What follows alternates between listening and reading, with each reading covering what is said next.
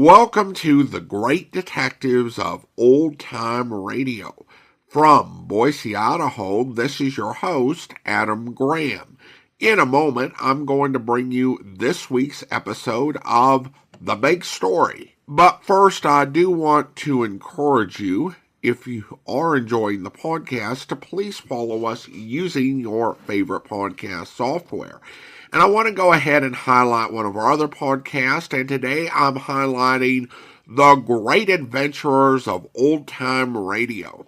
Now, of course, we are currently sharing Cloak and Dagger, but we are also hosting Adventure Ahead, which is a fantastic series that brings to life some great adventure stories that were popular back in the 1940s. And of course, on the Great Adventurers feed, you can access all of the episodes of our recent Flash Gordon and Buck Rogers podcast. And there's even more great adventure to come. So be sure to follow the podcast at greatadventure.info or wherever you get your podcasts from. Now, from October 15th, 1947, here is The Bobby-Sox Kid from Bayonne. The Big Story. Look, for the last time, Janet, did you murder your mother? No, Lieutenant Morgan, I didn't. Then who did? I don't know. I don't know. I don't know. I don't know. Is that all you can say? I don't know. Oh, it beats me. I never did meet a stubborn kid like you before. Oh, well, I might as well send in the police matron. Oh, Lieutenant Morgan. Yeah? Will you ask the matron to bring in some needle and thread? Needle and thread? Yeah, I've got a hole in one of my Bobby-Sox, and it looks like the dickens.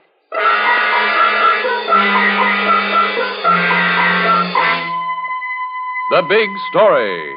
Another in a thrilling series based on true experiences of newspaper reporters. Tonight, to Dorothy Kilgaren of the New York Journal-American goes the Pell Mell Award for The Big Story.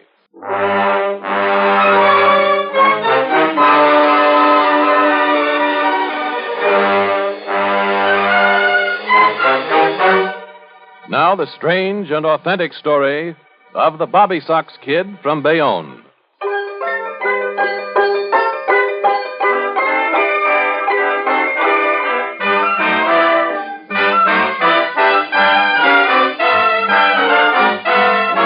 You are Dorothy Kilgaren, covering the police beat for the New York Evening Journal before it became the Journal-American, and before you became a big byline with a Broadway column. It's one of those sticky and sultry July evenings, just about midnight, when you finally get back to the office from Jersey. You're so tired you see spots before your eyes, and so hot your clothes stick damply to your skin. You make a beeline for the water cooler, and there you run into the night editor. Hey, Dorothy, go easy on that ice water. Want to get a chill? I'll take that chill, Al, just as long as it's good and cold. What a session I just had in Jersey City. Yeah, you sure look all in. I am.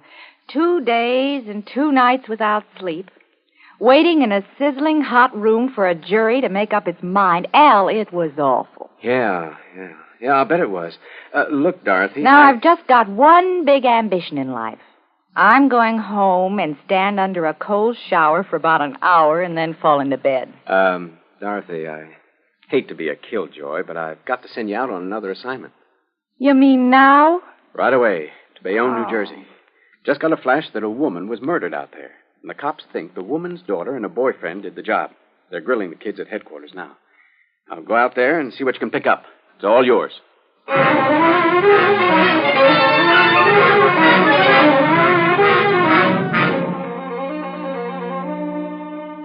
How was this Mrs. Graham murdered, Sergeant Gillis? With a hatchet, Miss Kilgallen. Oh, but that sounds like the work of a maniac. You mean you suspect a couple of kids? Yeah, I know. It doesn't seem possible. Especially kids like these. Where's Mrs. Graham's daughter now? She's with Lieutenant Morgan in that room over there. He's been grilling her for hours, but she won't talk. Neither will her boyfriend. Where'd you pick up the kids, Sergeant? In a beer joint near the Somerville Circle. Oh, here comes Morgan now. Any luck, Lieutenant? Oh, no. The more questions I ask her, the tighter she clams up. You know, I've had some tough crooks on the grill, but this kid beats them all. Hello, Miss Kilgaren. Hello, Lieutenant. Got anything I can use for a story? Oh, not a thing, Miss Kilgaren. And that's the truth. Frankly, we're pretty well up against a stone wall. Now, what can you do when a cute-looking 17-year-old kid just sits there and swings her legs and looks at you with a sweet face and says, I don't know. She won't say anything? I've tried everything. Talked to her like a Dutch uncle, like a father, like a cop, like a mug even. But it's no go. I don't know, she says. Just like that. I don't know. Lieutenant Morgan. Yeah? Mind if I go into that room and talk to Janet Graham alone? Now, what good'll that do? I don't know that it'll do any good. But I just might come up with something, just between us girls. How about it? Now, look, Miss Kilgaren, all the other reporters are going home. Why don't you go, too? She won't crack. Believe me. I know all the tricks, and I've used them all. She just won't crack. Would you let me talk to her? Oh, it's too hot to argue. Oh, go ahead. But believe me, you're wasting your time. We've had our best men working on that kid, and she just won't talk.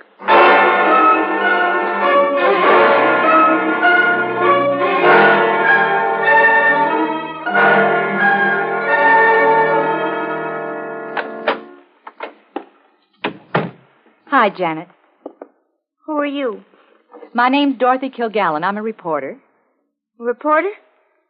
Honest? Honest. I thought I'd just drop in for a chat. Oh. Well, you're not going to find anything out from me. I don't know anything. Well, maybe you don't, but I do. You do? What? You look like a sight. Your hair's every which way, and your nose is shiny. Well, gosh, Miss Kilgaren, what can I do? I left my compact in Charlie's jalopy when they picked us up. Well, he wouldn't like you the way you look now. Gee, is it that bad? Here, take my compact. Oh, thanks, Miss Kilgaren. Gee, this is just super. Is it real gold? Yes. I've got one in silver. It's shaped like a heart, and it's got initials on it. CM. CM? Who's that? Charlie Mason. He gave it to me for my birthday. He's my boyfriend. We've been going steady for a year. Is he nice? Oh, he's just super, Miss Kilgaren. Tell me about him. Gee. You really want me to? Of course. Well, he's star athlete at Bayonne High, and he's a whiz at tennis. Beats me 6-love every time, and I'm supposed to be pretty good for a girl. Oh, here's your compact back. Oh, thanks. Feel better? Oh, yes, lots. You use the same color powder I do. Janet, I suppose you and Charlie, you know that you're in a mess of trouble. Yeah, I guess we are. Why don't you tell them what they want to know? I won't. I won't tell them a thing. I hate them. Then maybe you tell me. You? Yes. It's different when you tell everything to a woman. A woman sort of understands. Well, gee, you're nice, Miss Kilgaren, but... But what, Janet? You love Charlie, don't you? You know that? Of course. Why shouldn't you? Golly. You do understand, don't you? Yes, I think so. That's the trouble with them. The police, I mean. They don't know how it was with Charlie and me. Mother didn't either. She what, Janet? Nothing. All right, if you don't want to tell me anything, Janet, I guess I'll have to go. Oh, no, Please stay. Then what about your mother? She hated Charlie. She wouldn't even let him come into the house. Did she know you loved him? I kept telling her that. Honest, Miss Kilgaren, I kept telling her. That's why we argued. Argued about what? It was this afternoon. Mother wanted me to do some work around the house, but I skipped out to meet Charlie. Where'd you meet him, Janet? The church. Mm-hmm. He's in the choir, and they were having choir practice. The door was open, and I went in. Charlie was singing a solo, and I listened. It was wonderful, Miss Kilgaren. Listening to Charlie was... Well, it was like going to heaven. I was just thrilled. I wanted to reach up and touch him, but I didn't. I just sat there and listened. Thy faithful mercies grant.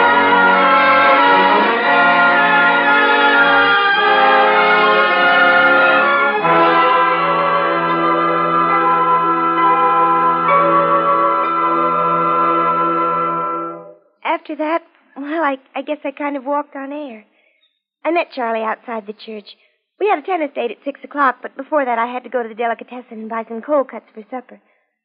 On the way to the delicatessen, I kind of took Charlie's hand and held it. Just holding his hand like that thrilled me, but... Oh, Charlie... Oh, you know how boys are, Miss Kilgaren. He was kind of bashful. Hey, Janet. Yes, Charlie? Quit holding my hand. Everybody on the street's looking at us. Don't you love me? Well, sure I do, Cookie. You know that, but... How about coming to my house for supper tonight? Gee, I can't do that, Janet. What would your mother say? I don't care what Mother says. She's not going to boss me around anymore. We'll just tell her we're in love and that we're going to get married just as soon as you can get a job singing on the radio. Well, I don't know. Don't you love me, Charlie? Sure, Cookie. I told you I did. Well, then we don't have to be afraid of Mother or anyone else. Oh, here's the delicatessen.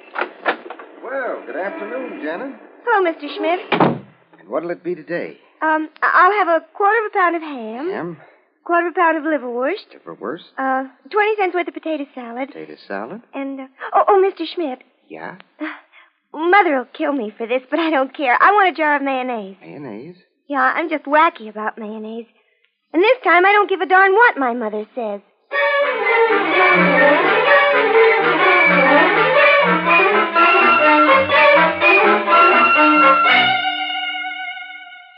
So you left the delicatessen store and went right home. Is that it, Janet?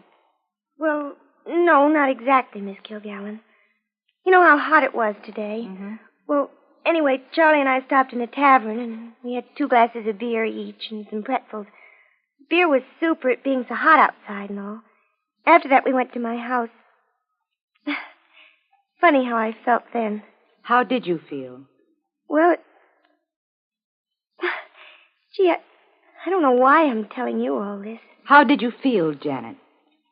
Well, it was so hot, and I was kind of dizzy and thrilled because Charlie was going with me, and we were going to stand up to Mother. You know, Miss Kilgaren, how it is when you're all thrilled and excited. Oh, sure, I know. Well, what happened when you got home? Well, Mother was out. I see. What did you and Charlie do then? Oh, Charlie read a magazine, and I kind of did a little housework. Janet. Yes, Miss Kilgaren? You're not telling me the truth. What's the use of talking to me if you don't tell me the truth? Now, what really happened when you and Charlie came home and found that your mother was out?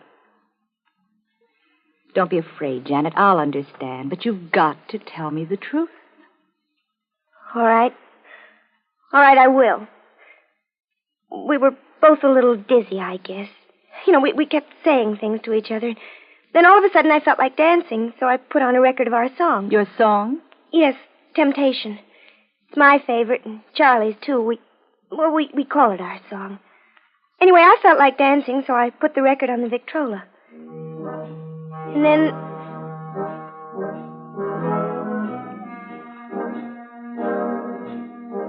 Charlie. Yeah? Let's dance. Dance? Yes. Take me in your arms, Charlie. But what if your mother comes in and sees us? I don't care. Do you? No. No, I guess not.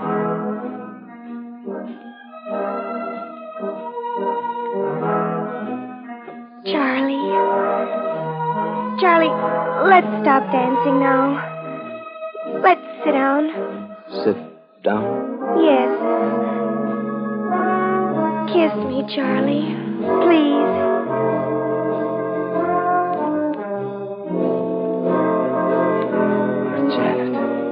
Janet. Gee, Janet. Charlie. Again. Janet Graham! Mother!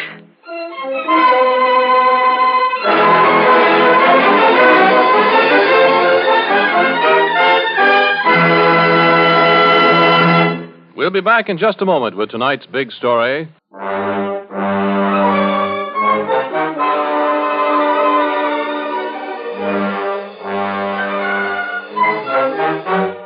Now we return you to our narrator, Barry Kroger, and tonight's big story. The Bobby-Sox kid from Bayonne keeps talking. There in that sweltering, dingy police room. The words spill from her faster and faster. You can see that she wants to talk now. She's glad to get it off her chest. It's been simmering and boiling inside. Finally, she stops to catch her breath. And you ask her, Now, when your mother walked into the parlor and found you and Charlie there, what did she say, Janet? Mother just stood there, Miss Kilgaren. She stood there looking as though she'd like to kill the both of us. And the Victrola kept on playing Temptation. I don't remember who spoke first. I think it was Charlie. Mrs. Graham, Turn off the Victrola, Janet. Oh, Mother, we were just... I said turn off the Victrola. Yes, Mother. Now, Janet, go into the kitchen. I want to talk to you alone. But Mrs. Graham, she didn't do anything. I'll thank you to keep still. You just sit right here. I'll have something to say to you later. Janet, you march right into the kitchen.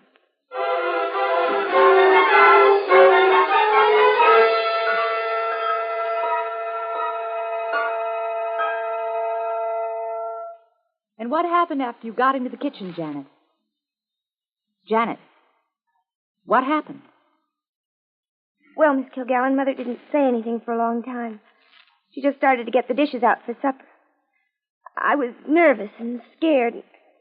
Well, there was the heat, too. It was so hot. It did funny things to me. I thought maybe if I did something with my hands instead of just standing there waiting for Mother to say something, it'd be better. I could think better. And then I saw the hatchet on the windowsill. What was the hatchet doing there? I'd brought it up from the cellar. Why did you bring it up? Because Mother had asked me to nail down some loose linoleum on the kitchen floor. So I got some tacks and started to hammer it down. Then Mother started to talk. I don't know. I just don't know. What did I ever do to deserve a daughter like you? A common, cheap little flirt. Mother, don't say things like that. All Charlie did was kiss me. I don't want to hear another word from you, Janet Graham. Not another single solitary word. When your father comes home, I'll see that he takes the strap to you, you little good-for-nothing. Mother, please, 17 years old, a baby, and sitting on the couch hugging and kissing a nasty boy like Charlie Mason. I'm no baby. Do you hear, Mother? I'm 17. I'm grown up, and I love Charlie Mason. Ha! You. What do you know about love? You're just boy crazy, that's all. Boy crazy. Mother, don't say things like that. Boy crazy, boy crazy, boy crazy. Please, Mother, don't. I forbid you to ever see him again. I positively forbid you to see him again. Do you hear me, Janet? You're not to see him again. You can't stop me. You can't stop me. I'll see Charlie all I please. I love him. I love him. I love him. Don't you dare talk back to me. Don't you dare.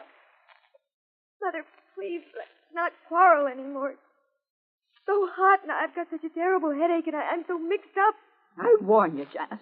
If I ever catch that awful boy around here again, I'll have your father horsewhip him. Mother, don't say things like that. Please, stop. I don't like him, and I never did. He's no good, and he'll never be any good. Mother, stop! Don't you yell at me, you young good-for-nothing. No, stop! How dare you talk back to your own mother like that? How dare you? Janet. I asked you to stop. I asked you to stop nagging. Janet, Janet, put down that hatchet. Put down that... Charlie! You're not going to stand between Charlie and me.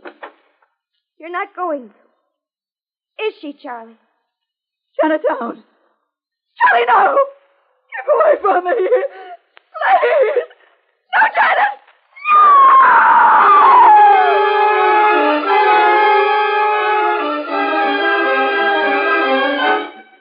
You listen in horror as Janet Graham tells you what happened then.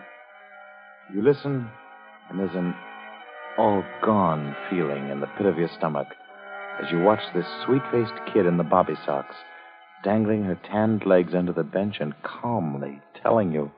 I hit Mother then, Miss Kilgaren. She screamed and fell down. That's all. I see. What did you do then, Janet? Well, then we thought we'd better talk things over. You and Charlie? Yes.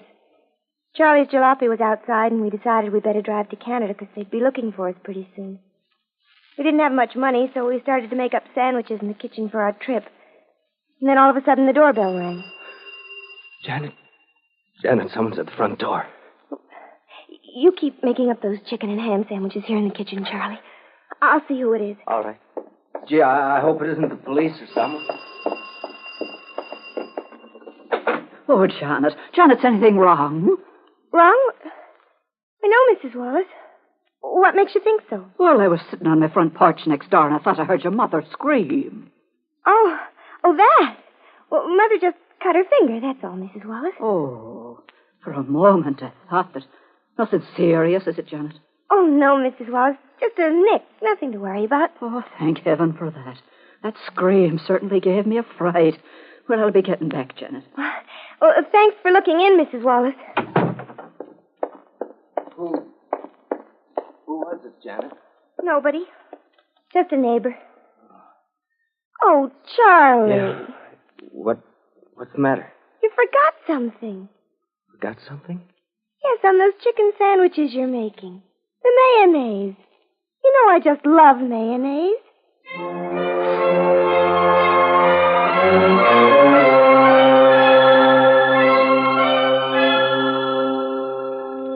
Is that all, Janet? Well, Miss Kilgaren, I guess so. Except that we started out for Canada. And you got as far as the Somerville Circle, hmm? Yes. It was awful hot driving this evening, and we stopped at a tavern for a couple of glasses of beer, and by that time Charlie was pretty worried. Gosh, Janet. We're in an awful jam now. I don't care. I don't care about anything. I love you, Charlie. We'll never be able to make Canada. Why, all I've got is $1.40. You're awful cute, Charlie. Awful cute. Janet, maybe we ought to give ourselves up. I love your hair, Charlie. It's so thick and nice. I always feel like running my fingers through it. Janet, we got to decide what to do. Charlie, Yeah. play number 7 on the jukebox. But look, Cookie, Play number 7. It's our song, Charlie. Temptation. Okay.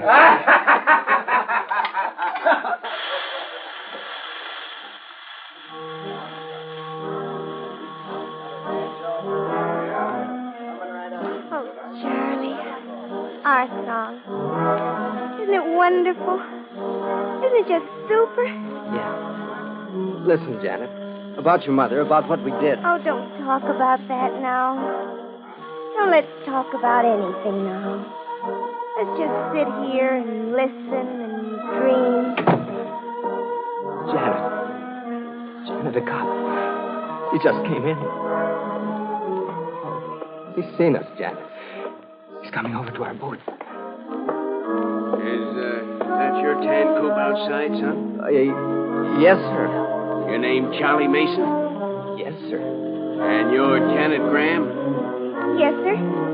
Okay, you kids, you better come along with me. All right, officer, we'll go with you, only... Yeah?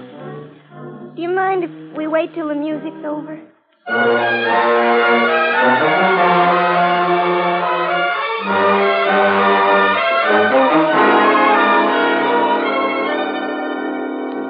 And, that's the whole story, Janet. Yes, Miss Kilgaren. That's all there is. Now you know everything. Funny, I didn't mind telling you. I knew you'd understand. You do, don't you? Yes, I understand, Janet. But now, will you tell the others what you told me? I don't want to. I know.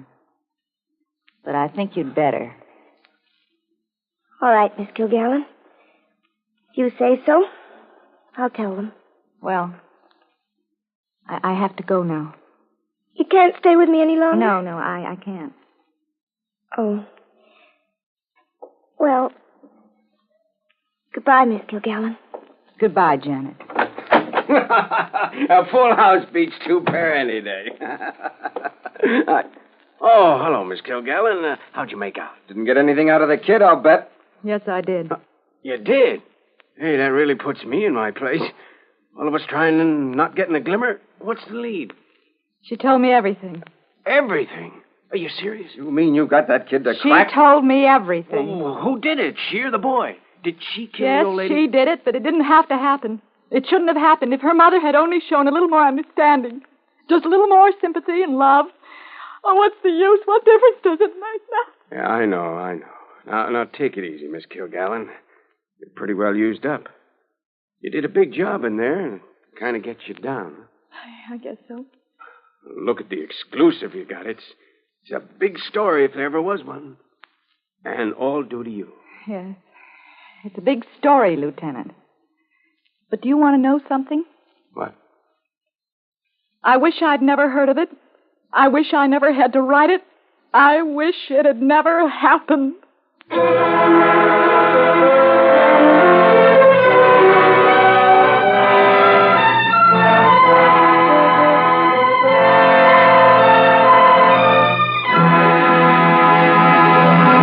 In just a moment, we'll read you a telegram from Dorothy Kilgaren with the final outcome of tonight's big story.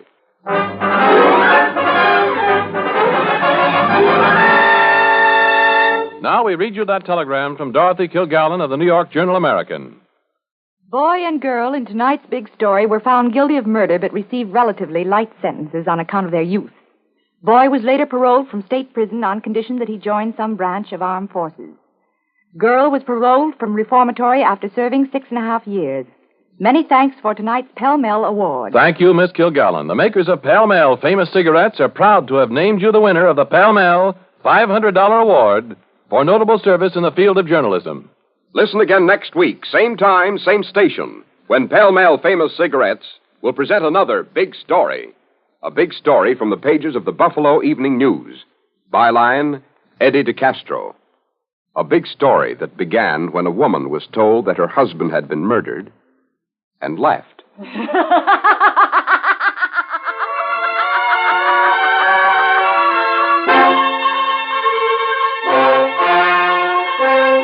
The Big Story is produced by Bernard J. Proctor and directed by Harry Ingram with music by Vladimir Selinsky. Tonight's program was written by Max Ehrlich. Your narrator was Barry Kroger, and Janet Fox played the part of Dorothy Kilgaren.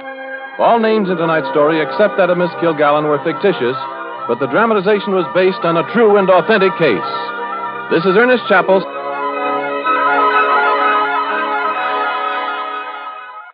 This is NBC, the national broadcasting company.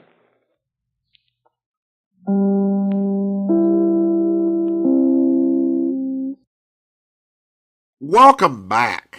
Now, I do want to go ahead and first of all let you know about the cast, which for this one, Dorothy Kilgaren was played by Janet Fox, and the rest of the cast was Francis DeSales, Jerry Lewis, not the one you're thinking of, Mitzi Gould, Burt Brazier, and Eleanor Audley.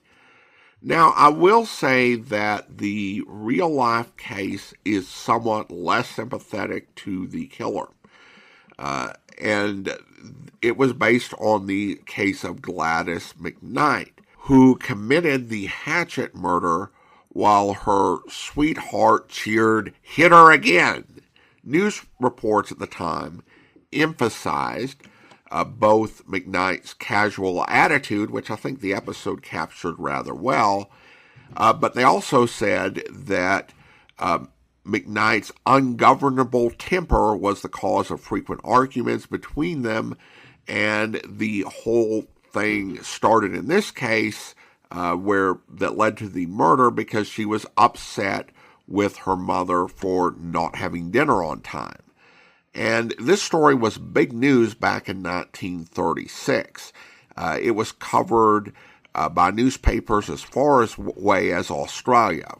Now, in terms of the big difference between the way the story was told on the radio and how it happened in real life, there are two big possibilities. The first is that there was more to the story than made it into most popular press accounts, and the way the story is told reflects that. The second is that the story might have been reframed to fit the cultural narratives of 1947. In the era immediately after World War II, juvenile crime became a huge concern. And one thought was that crime happened because society and parents didn't try to understand kids. And that if we made more of an effort to understand kids, it would prevent juvenile crime. In addition to this, the sponsors were really big on not being sued, so sometimes details were changed for that purpose. Now, last week, I highlighted an example of doubling up that actually worked. Let's go ahead and talk about one that didn't.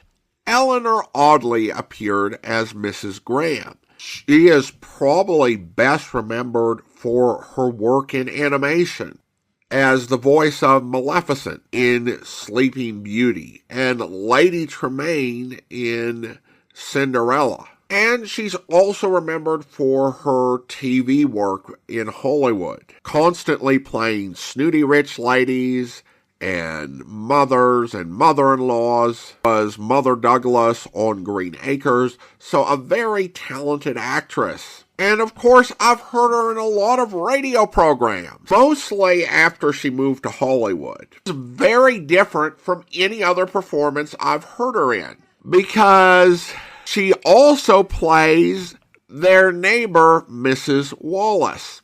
I have never heard Eleanor Audley being asked to play a dialect role until now, and I know why. That is kind of a weak spot for her. And in fact, she sounded really the same as her mother character. And when the daughter was acting confused, I was confused as well, because I was like, well, wait, didn't she just kill her? Like, what is she doing at the door? Now, a little bit about Dorothy Kilgaren, because most of the reporters we're going to hear from in this series are very, very, very obscure. She certainly was not. Not only did she have her Broadway newspaper column, but she co-hosted a very popular morning radio talk show with her husband, Dick Comer, a.k.a. Boston Blackie, and would go on to be a huge presence on television as one of the panelists on What's My Line. In 1936, Kilgaren would have been 23 years old. However, she had been working since she was 18, so she was a young woman who had proved herself and established herself in the field, which probably helped with the killer opening up to her. Kilgaren was experienced and accomplished, so she could look up to her, but Kilgaren was still young enough that they could relate and she could understand her experience. A listener on Instagram sends a note, "Hey there, big fan of yours and a daily listener. Appreciate what you do." Well, thank you so much and appreciate you taking the time to send that note along over on Instagram. Well, now it's time to thank our Patreon supporter of the day, and I want to thank Doc, Patreon supporter since February 2016, currently supporting the podcast at the Shamus level of $4 or more per month. Thanks so much for your support, Doc, and that will do it for today. If you're enjoying the podcast, please follow us using your favorite podcast software, and be sure to rate and review the podcast wherever you download it from. We'll be back next Tuesday with another episode of The Big Story, but join us back here tomorrow for Broadway's My Beat, where... How long have you been working here tonight? Came on at 7 last night. I'm off at 7 this morning. Pretty long hours, huh? Yeah. On account of the convention at the hotel. Oh? Cane and Nail Club, something like that. Boys with the canes have been coming in here like flies. That's why I'm working overtime. Did you know a waitress named Francesca Brown? Lucky her. She got off a little over an hour ago. Refused to work overtime. I should have done that. She's dead. What? Dead. Strangled. Knifed. Hey, now, wait a minute. I got something. Take it easy. You mean it? She's dead? Burt? Burt? What do you mean? Burt Finley. What about him? You said she was strangled, didn't you? You said... Who's Burt Finley? The guy who hung around her, asked for dates. Got nasty. You know, winks with the blue plate. He wasn't kidding. Was he here tonight? Sure he was. He waited for Francesca when she got off. He's a caner, too. A what? Caner. I call him Caners, the boys from the Cane and Nail Club. This week they got a penalty if they don't carry a cane. This week they come from all over with canes. Grown men. Where do I find Burt? I don't know. He lives close. That's all I know. Thanks, Rose. Thanks a lot. Wait a minute. She's really dead? Stabbed? Strangled? I hope you'll be with us then. In the meantime, send your comments to box13@greatdetectives.net. Follow us on Twitter at Radio Detectives and check us out on Instagram. Instagram.com/greatdetectives. From Boise, Idaho, this is your host, Adam Graham, signing off.